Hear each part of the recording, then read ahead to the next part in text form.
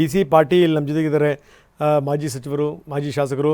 ಪಾಟೀಲ್ರೇ, ನೋಡ್ತಾ ಇದ್ದೀವಿ ಏನು ನಡೀತಾ ಇದೆ ದಿಲ್ಲಿ ವಲಯದಲ್ಲಿ ಅಂತ, ಏನು ಹೇಳ್ತೀರಿ?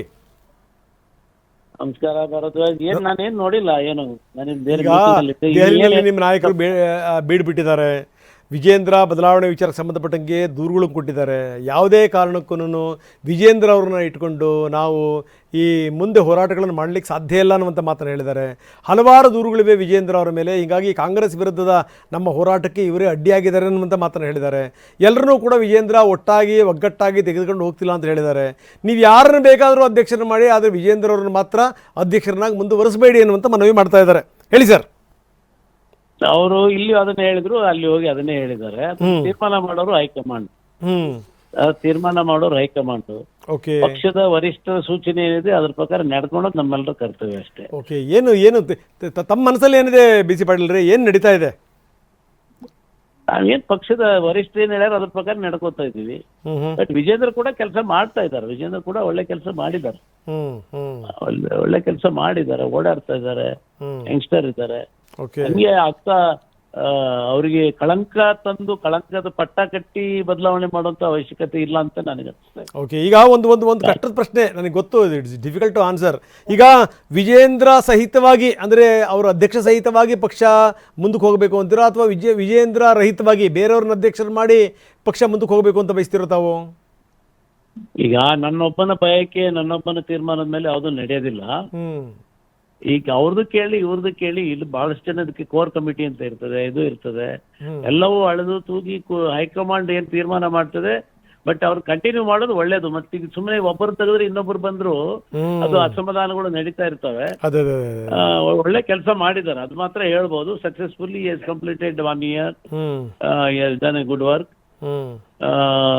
ನೋಡೋಣ ಮುಂದೆ ಏನು. ವಿಜೇಂದ್ರ ಅವರ ನೇತೃತ್ವದಲ್ಲಿ ಒಂದಷ್ಟು ಬದಲಾವಣೆ ಆಗಿದೆ, ಪಕ್ಷದಲ್ಲಿ ಒಂದಷ್ಟು ವೇಗ ಬಂದಿದೆ. ಆಗಿದೆಯಲ್ಲ, ಮತ್ತೆ 18 ಸೀಟ್ ಗೆದ್ವಲ್ಲ ನಾವು. 14 ಸೀಟು ಏನು MP ಗೆ ವಿಜೇಂದ್ರ ಅವ್ರ ನೇತೃತ್ವದಲ್ಲೇ ತಾನೇ ಗೆದ್ದಿರೋದು MP ಸೀಟ್ಗಳು. ಈಗ ಅವ್ರ ವಿರೋಧಿಗಳ ಮಾತೇನು ಅಂತಂದ್ರೆ, ವಿಜೇಂದ್ರ ಇರಲಿಲ್ಲ ಅಂತಂದ್ರೆ ಇನ್ನಷ್ಟು ಸೀಟ್ಗಳನ್ನು ಗೆಲ್ತಾ ಇದ್ವಿ, ಉಪಚುನಾವಣೆಯಲ್ಲೂ ಕೂಡ ನಮಗೆ ಹಿನ್ನಡೆ ಆಗ್ತಿರ್ಲಿಲ್ಲ. ಅವ್ರು ಹೇಳಿದಕ್ಕೆಲ್ಲ ನಾನು ಉತ್ತರ ಕೊಡಕ್ ಆಗೋದಿಲ್ಲ. ನಿಜ, ಅವ್ರು ಏನೇನು ಉತ್ತರ ಕೇಳ್ತಾರೆ, ಅವ್ರವ್ರು ಏನ್ ಬಯಸ್ತಾರೆ, ಅವ್ರ ಮನಸ್ಸಲ್ಲಿ ಇರೋದಕ್ಕೆ ನನ್ನ ಬಾಯಿಂದ ನಾನು ಹೇಳಕ್ ಆಗೋದಿಲ್ಲ. ಅದಕ್ಕೆ ಅವ್ರು ಏನ್ ಹೇಳ್ತಾರೆ ಹೇಳಿ, ಹೈಕಮಾಂಡ್ ಏನ್ ತೀರ್ಮಾನ ಮಾಡ್ತಿದ್ರೆ ಅದಕ್ಕೆ ಎಲ್ಲರೂ ಕೂಡ ಬದ್ಧರಾಗಿರ್ಬೇಕು. ಈಗ ವಿಜೇಂದ್ರ ಅವರು ಕೂಡ ಅಧ್ಯಕ್ಷರಾಗಿರೋದು ಯಾರು? ಈಗ ವಿಜೇಂದ್ರ ಅವರು ಅಧ್ಯಕ್ಷರಾಗಿರೋದು ಕೂಡ ಹೈಕಮಾಂಡ್ ತೀರ್ಮಾನದ ಮೇಲೆ ಆಗಿದ್ದಾರೆ. BC ಪಾಟೀಲ್ ರೇ, ಈಗ ನೋಡಿ, ಈಗ ನೀವೆಲ್ಲ ಬಂದ್ರಿ, ಸರ್ಕಾರ ರಚನೆ ಆಯಿತು, ನೀವು ಸರ್ಕಾರದಲ್ಲಿ ಸೇವೆ ಸಲ್ಲಿಸಿದ್ದೀರಿ. ರಾಜಕೀಯ ಅಂದಮೇಲೆ ಸೋಲು ಗೆಲುವು ಅತ್ಯಂತ ಸಹಜ. ಈಗ ಸೋತಿದ್ದೀರಿ, ಪ್ರಶ್ನೆ ಬೇರೆ. ಆದರೆ ಒಂದೇನಾದ್ರೂ ಒಂದು ಪ್ರಾಮಾಣಿಕವಾಗಿ ತಾವು ಉತ್ತರ ಕೊಡಿ. ಎಂಥ ಒಂದು ಅದ್ಭುತ ಅವಕಾಶ ಇದೆ ನೋಡಿ ಈಗ BJPಗೆ. ಈಗ ಸರ್ಕಾರದ ವೈಫಲ್ಯಗಳನ್ನು ಎತ್ತಿ ತೋರಿಸ್ಲಿಕ್ಕೆ, ಅದರ ವಿರುದ್ಧ ಹೋರಾಟ ಮಾಡಲಿಕ್ಕೆ. ಹಿಂಗೆ ತಮ್ಮಲ್ಲೇ ಕಚ್ಚಾಡದ ಕೂತ್ಕೊಂಡ್ಬಿಟ್ರೆ ಉದ್ಧಾರ ಆಗೋದು ಹೆಂಗೆ sir? You are right, 100% right. ನೀವು ಹೇಳಿದ್ ಒಪ್ತೀನಿ.